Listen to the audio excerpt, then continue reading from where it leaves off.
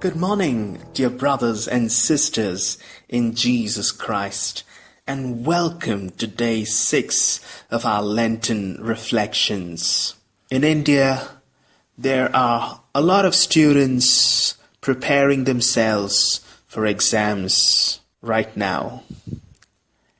Imagine if I were to give the question papers for all their exams and tell them that this is exactly what's going to come for your exams. How many of them would actually fail even after receiving the question papers much in advance? Very few, I guess.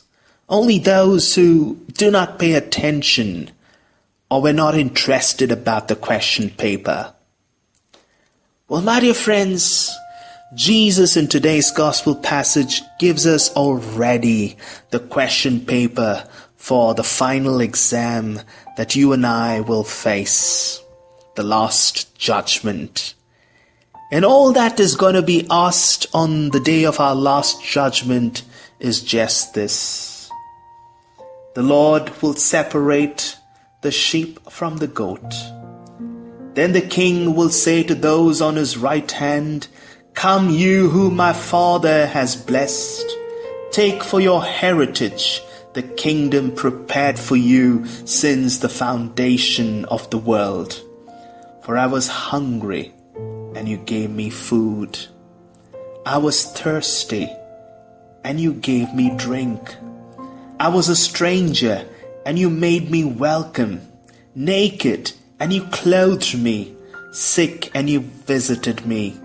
In prison, and you came to see me." And the virtuous will say to him, "Lord, when did we see you hungry and feed you, or thirsty and give you drink?" And the Lord will respond, "Whatsoever you do to the least of these brothers of mine, you do it to me."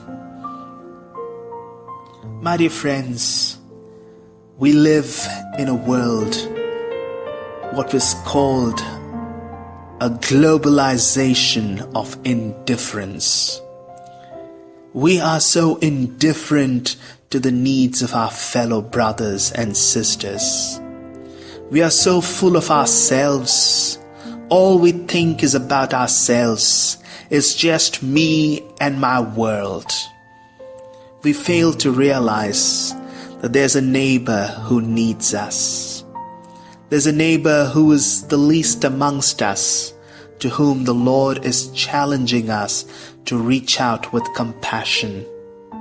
And yet, even after Jesus giving us the question paper, so many of us fail on the day of our last judgment, simply because we failed to be compassionate to the least of our brothers and sisters. Our qualification, our degrees, our wealth, our property, these are things that never count on the day of judgment. All that counts is what we did to the least of our brothers and sisters. So, store up treasures in heaven by doing a kind act during the season of Lent.